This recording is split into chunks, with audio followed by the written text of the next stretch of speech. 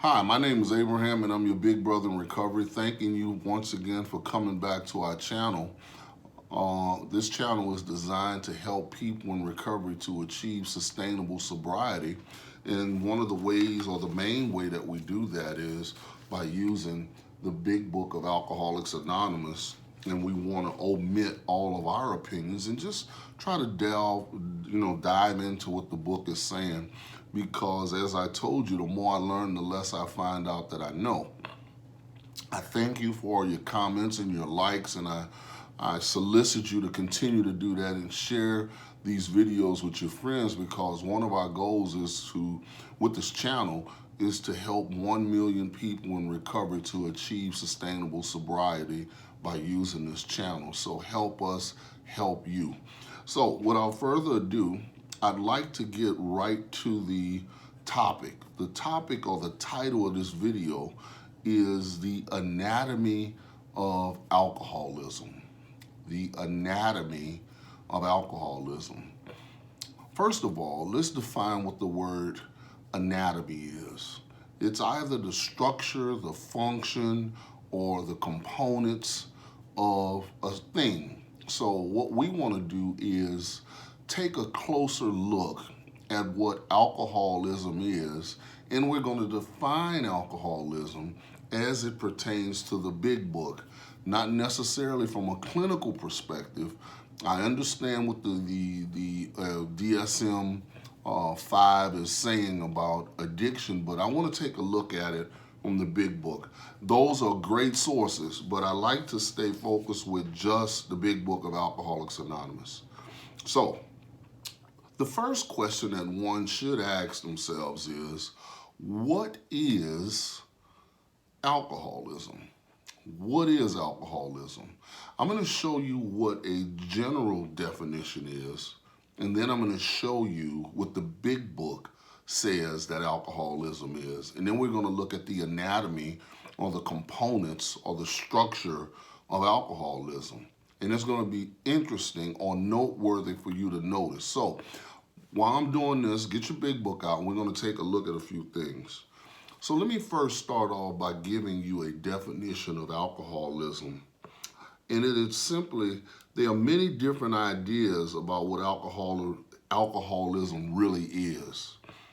The explanation that seems to make sense to most AA members is that alcoholism is an illness, a progressive illness which can never be cured, but which, like some other illnesses, can be arrested. Let's take a look at the definition the big book gives for the word alcoholism. And it's an interesting one that I found on page 44. Now, I just read to you a generalization, but let's look at page 44. And I know what the DSM-4 says, and I'm not going to be entertaining clinical approaches. I'm just going to use the big book of Alcoholics Anonymous. If you look at the chapter to the agnostics, or we agnostics, it says something really interesting in the first paragraph. In the preceding chapters, you have learned something of alcoholism. We hope we have made the clear distinction between the alcoholic and the non-alcoholic.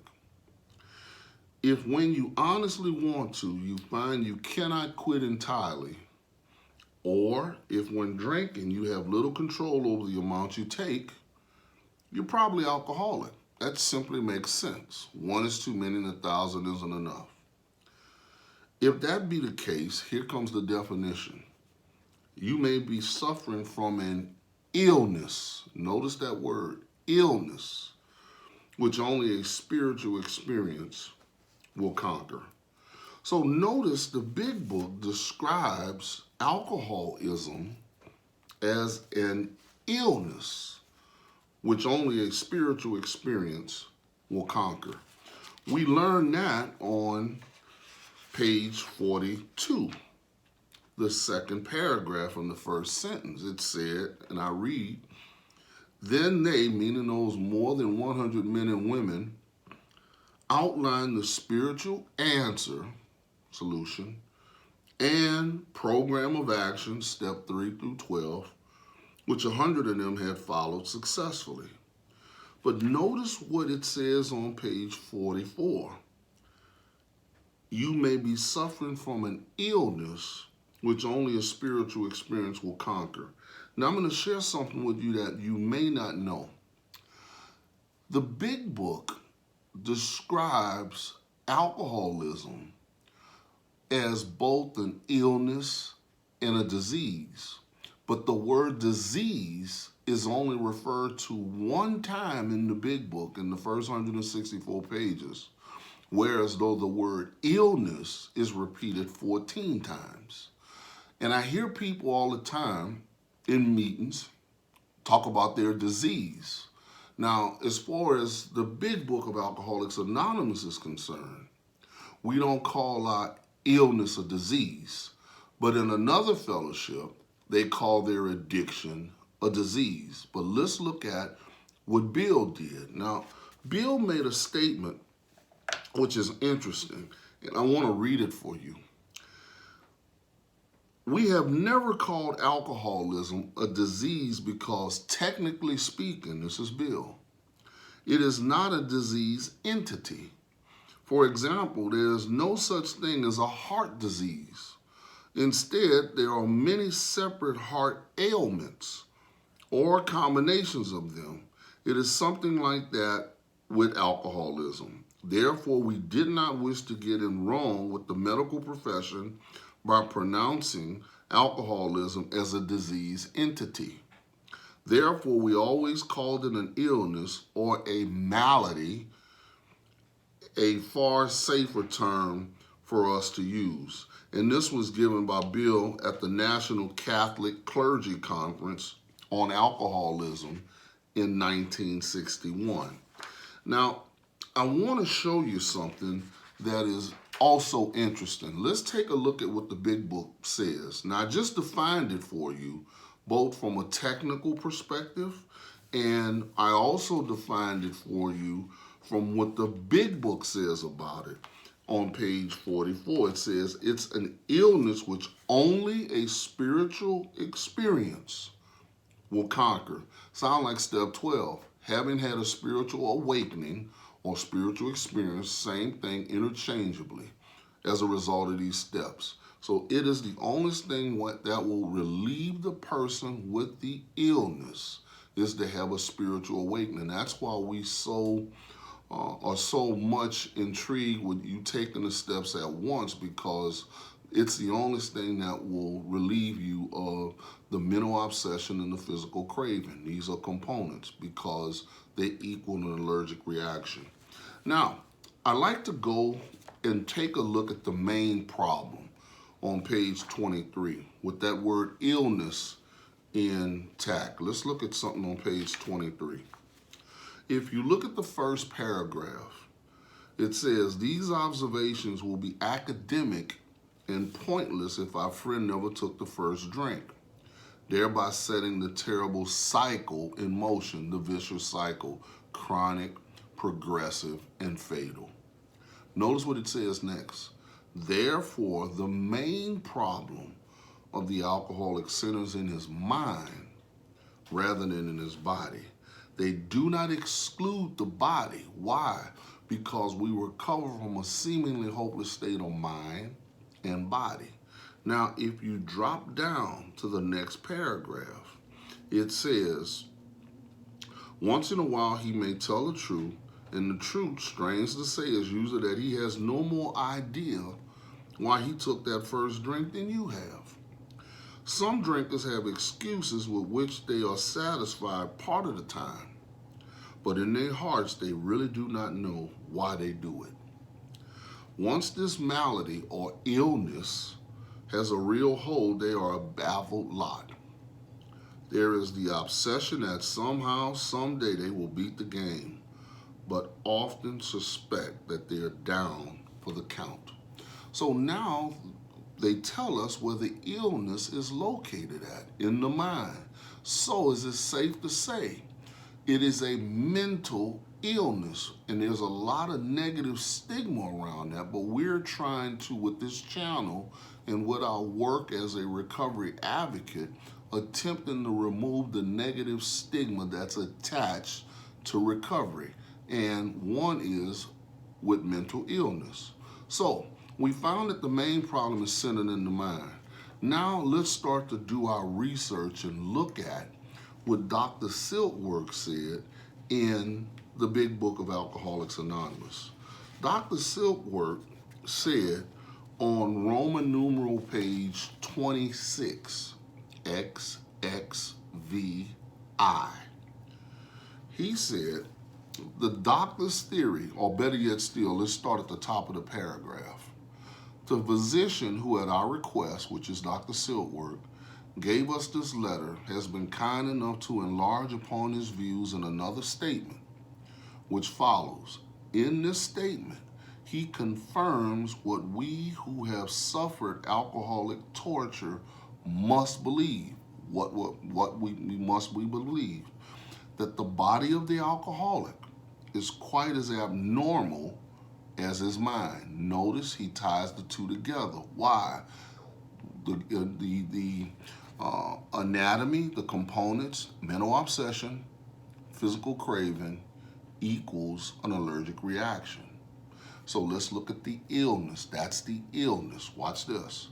It does not satisfy us to be told that we could not control our drinking just because we were maladjusted to life, that we were in full flight from reality, or were outright mental defectives. There it is again.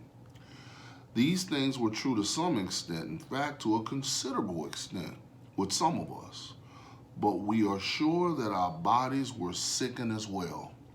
In our belief, any picture of the alcoholic which leaves out this physical factor is incomplete. Notice what Dr. Silkworth is going to say next. The doctor's theory that we have an allergy, you remember the mental obsession, the physical craving equals an allergic reaction. An allergy to alcohol interests us. As laymen, our opinion as to its soundness may of course mean little, but as, watch this, ex-problem drinkers, meaning we've recovered from the illness, we can say that his explanation makes good sense. It explains many things for which we cannot otherwise account. Now, if we look at the next page, Dr. Silkworth is going to say something really interesting. I say this after many years' experience, the next page, as medical director of one of the oldest hospitals in the country treating alcoholic and drug addiction.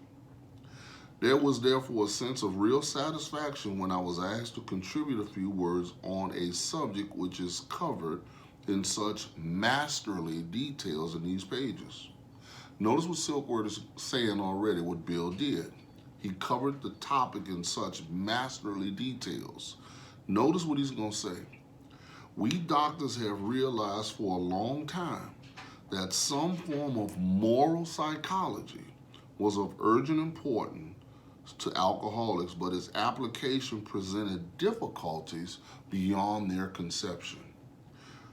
With our ultramodern standards, our scientific approach to everything, we are perhaps not well equipped to apply the powers of good that lie outside our synthetic knowledge, meaning no human power could relieve our addiction, but God could and would. Watch this.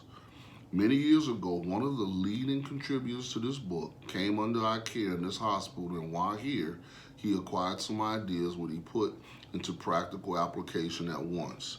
If you've been following this channel, you already know that's Bill W., and you know one of the things that we teach is to take the steps at once with your sponsor and have a spiritual awakening, because that's the only thing that's going to relieve you of your alcoholism. Now, I'd like to take you to page 18 and show you something that's interesting. Let's look at how many times they're going to describe alcoholism as an illness and how many times the one time they're going to describe it as a disease. Watch this. On page 18, An illness of this sort, and we have come to believe it an illness. Notice what they're saying. Involves those about us in a way no other human sickness can. If a person has cancer, all are sorry for him and no one is angry or hurt. But not so with the alcoholic illness. For with it there goes annihilation of all the things worthwhile in life. It engulfs all whose lives touch the sufferers. It brings misunderstanding, fierce resentment, financial insecurity, disgust with friends and employers, warped lives of blameless children, sad wives and parents. Anyone can increase the list. In other words, what they're saying is they're calling this an illness. In other words, the alcoholic illness or the mental illness touches not only the person that's using, but everybody around them. Let's go to page 30. Let's take a look at something on page 30. Look at the last paragraph. It says, the second paragraph, third paragraph, we alcoholics are men and women who have lost the ability to control our drinking. We know that no real alcoholic ever recovers control. All of us felt at times that we were regaining control, but such intervals, usually brief, were inevitably followed by still less control, which led in time to pitiful and incomprehensible demoralization. We are convinced to a man that alcoholics of our type are in the grips of a progressive illness. Over any considerable period, we get worse, never better. We are like men who have lost their legs, they never grow a new one. Notice they're continuously calling this an illness. Let's go to page 44. Page 44. You remember when we learned the definition? I want to read it again. We learned the definition of alcoholism. That first paragraph. If that be the case, you may be suffering from an illness, notice a redundancy, which only a spiritual experience will conquer. Let's go to page 92 for the sake of time.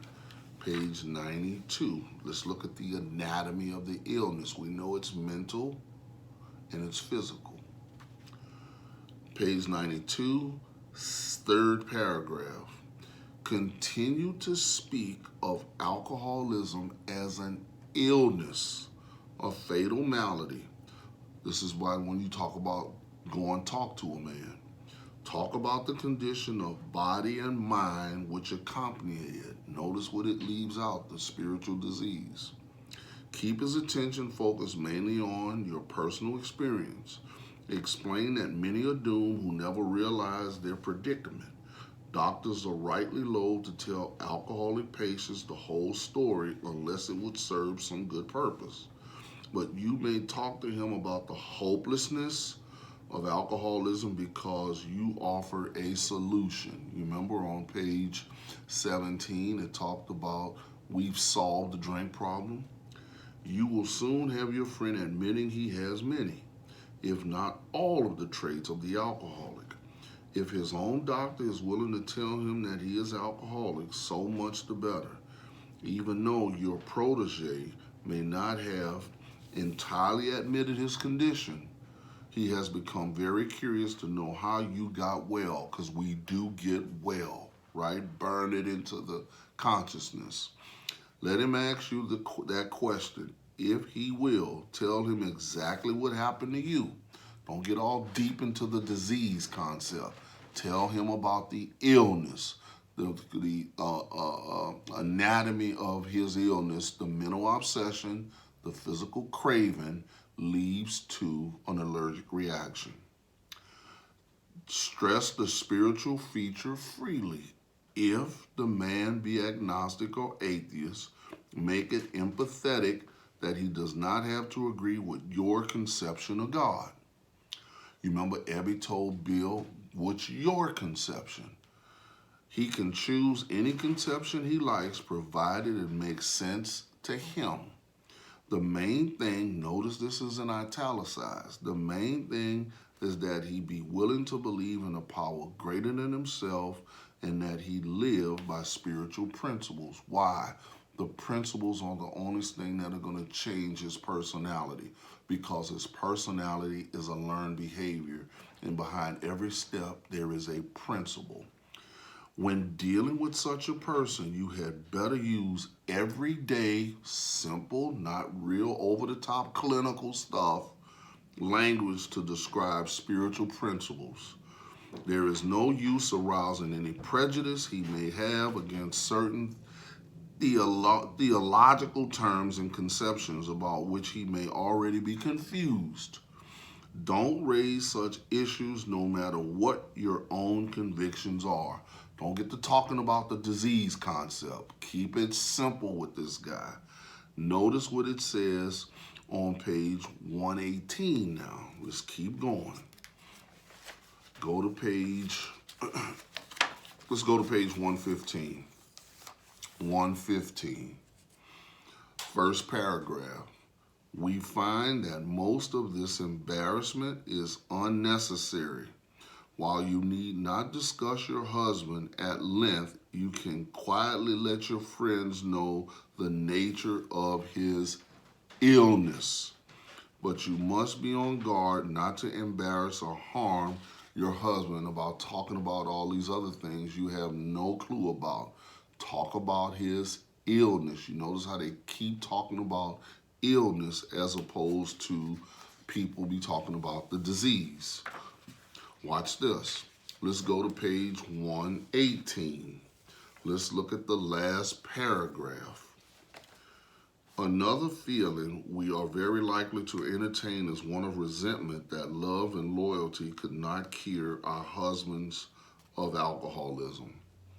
We do not like the thought that the contents of a book or the work of another alcoholic, one alcoholic helping another's without parallel, has accomplished in a few weeks that for which we were struggling for years. In other words, a person who has recovered can come in and talk to a man that is using and connect with him quicker than the family has been trying to make sense of this illness for years. At such moments, we forget that alcoholism is an, watch this, illness over which we could not possibly have had any power. Notice the redundancy with the word illness. That's all I'm trying to bring out. Let's go to page 133. Let's look at the first paragraph. Now about health. A body badly burned by alcohol does not often recover overnight, nor does twisted thinking and depression vanish in a twinkling. We are convinced that a spiritual mode of living, because the spiritual life is not a theory, it's a way of life, is a most powerful health restorative. Watch this. We who have recovered from serious drinking are miracles of mental health. You remember the mental illness? But we have seen remarkable transformations in our bodies. Hardly one of our crowd shows any mark of dispensation or any trace of it. We have completely recovered from it. Now I would like to show you on page 139.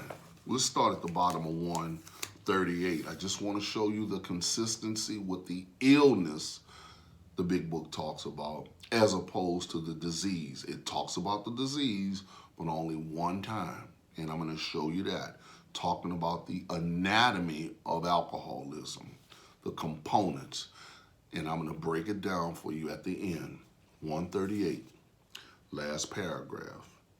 I wanted to throw up my hands in discouragement, for I saw that I had failed to help my banker friend understand. He simply could not believe that his brother executive suffered from a serious illness. There was nothing to do but wait. Notice the continuous reference to the word illness. Look at page 92. The third paragraph. Continue to speak of alcoholism as an illness, a fatal malady. Talk about the condition of body and mind which accompany it. And if you continue to read, it continues to talk about the way that we're supposed to talk to a new man. Even though I shared that with you before, I think it was important for me to share it again. Now, let me show you the only place the word disease is, because we got people running around in recovery talking about my disease. Let's look at that. There's a half-truth. Let's look at it on page 64. The only place in the big book where the word disease is used. And notice the context in which it is. Resentment is the number one offender. It destroys more alcoholics than anything else. Watch this. From it, meaning resentment, stem all forms, plural, of spiritual disease. Notice the context in which they're referring it. For we have been not only mentally and physically ill, we have been spiritually sick. Notice, the illness is mental and physical, but the disease is spiritual. Watch this. When the spiritual malady or illness is overcome, meaning we recover, notice what the big book says. We straighten out mentally and physically. We recover from a seemingly hopeless state of mind and body. So, one of the things that I want to share with you in closing, I want to read something to you, and it is simply this. Silkworth talked about the allergy and the obsession, and I want to share something with you about what the message of recovery really is. And it's simply this. It is basically that a message is conveyed by the presence of someone who has recovered from alcoholism, telling their story about how they recovered. And in other words, what the message of recovery is one word: hope. Hope that you can recover from a illness, the physical and mental component of it. And the disease part of it is the spiritual part. But when you recover from the disease, your mental obsession and your physical craving straightens itself out. Look, I really hope that you got a lot out of what we talked about today. And I hope you continue to come back to this channel and share it with your friends. But again, what I wanted to talk about was the components or the anatomy of alcoholism. And it is simply this: a mental obsession and a physical craving. So your illness is mental and physical. And last but not least, your disease is spiritual. When the spiritual disease is overcome, page 64, we straighten out mentally and physically. In other words, we recover from a seemingly hopeless state of mind and body. Why? There is no chemical solution for our spiritual problem. That's why we need to take the steps at once, because Dr. Silkworth says they found out the only way to replicate that spiritual transformation is to work the 12 steps. So now you see why I told you in the prior video, self-knowledge alone avail us nothing, right? Because watch this, half measures avail us relapse. That's why it's important for you, yes, to know your big book, but also take the steps. Notice it says, here are the steps we took. So now you see why it's important for you to research and find a sponsor, take the steps at once, and have the spiritual awakening. Look, this is your big brother in recovery, Abraham, saying thank you again for another opportunity to share some things with you. As always, leave some comments at the bottom, press the like button, and by all means, share this video with your friends, your family, and your loved ones. Thank you so much for coming back and checking out our upcoming videos. Talk to you soon.